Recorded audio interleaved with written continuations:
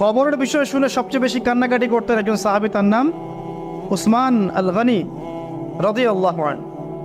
অন্য কোনো বিষয় শুনে তিনি এত কান্নাকাটি করতেন না। এটাই হবে আমাদের জান্নাতের টুকরা অথবা জাহান্নামের গর্ত। আল্লাহ পাক সবার কবরকে জান্নাতুল ফিরদৌস বানায় দেখ। সূরা মুলক রাতের বেলা যারা তেলাওয়াত করবে ইনশাআল্লাহ তাআলা আল্লাহ পাক তাকে কবরের শাস্তি থেকে বাঁচাবে ইনশাআল্লাহ আযজা ওয়া জাল। সূরা ইয়াসিন আপনার কোরআনের মগজ, প্রাণ, হার্ট, এটা যখন পড়বেন আপনি বুঝতে পারবেন কেন এটাকে হার্ট বলা হয়েছে। সূরা বাকারা যে ঘরে পড়া হবে সেই ঘর থেকে শয়তান পালিয়ে চলে যাবে। আমরা তো বাড়ি করলে হুজুর ডেকে আনি, তাই না? ঝাড়ফুঁক করাই, বাড়ি বন্ধ করি, তাবিজ করি, কত কি করি না? মাশাআল্লাহ, আসল কাজ করি না। একটা জায়গায় উঠেছেন, বাসায় উঠেছেন, নতুন বাসা, সূরা বাকারা তেলাওয়াত করেন। ব্যবসা স্টার্ট করেছেন, ওখানে সূরা বাকারা প্লে করেন বা তেলাওয়াত করেন। সূরা বাকারা যেখানে তেলাওয়াত হবে বরকত আসবে এবং সেখান থেকে শয়তান পালিয়ে যাবে ইনশাআল্লাহ তাআলা। অনেক ফজিলত আছে। সূরা কাফিরুন, ওই যে বললাম 1999 জন মানুষ জাহান্নামে যাচ্ছে, তাদের আমলনামায় কোন পাপটা কমন ছিল জানেন? তাদের আমলনামায় কোন পাপটা থাকতে পারে বেশি? শিরকের পাপ।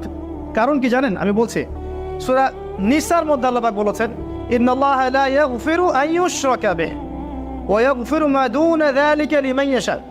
আল্লাহ পাক তার সাথে শিরকের গুনাহ মাফ করেন না। এছাড়া যে কোনো পাপ আল্লাহ যাকে ইচ্ছা মাফ করতে পারেন।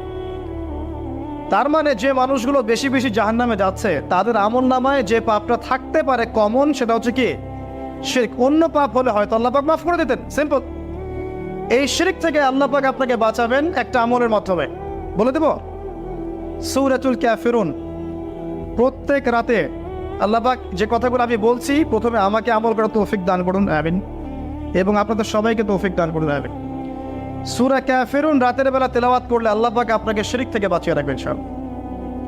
এছাড়াও আরো 3টা ছোট ছোট সূরা আছে, সূরা ফালাক, সূরা নাস, ইখলাস। সকাল সন্ধ্যায় 3 বার করে, ফজরের পর 3 বার 3 বার 3 বার, মাগরিবের পর 3 বার 3 বার 3 বার। এটা বিকেলেও করা যায়, আসরের পরেও করা যায়। আর ঘুমানোর সময় 3-3-3 করে হাত দুটো একত্রিত করে ফু দিয়ে সারা গায়ে মাসাহ করে ঘুমাতে হয়। এটা করলে দৃশ্য অদৃশ্যের ক্ষতিগুলো আপনাকে স্পর্শ করবে না ইনশাআল্লাহ। মানুষ ঘুমালে শয়তান ঘাড়ে 3টা গিট দেয়, মনে আছে হাদিসটা? মনে আছে? গিট দেয় এবং বলে, তুমি ঘুমাও, তোমার সামনে লম্বা রাত।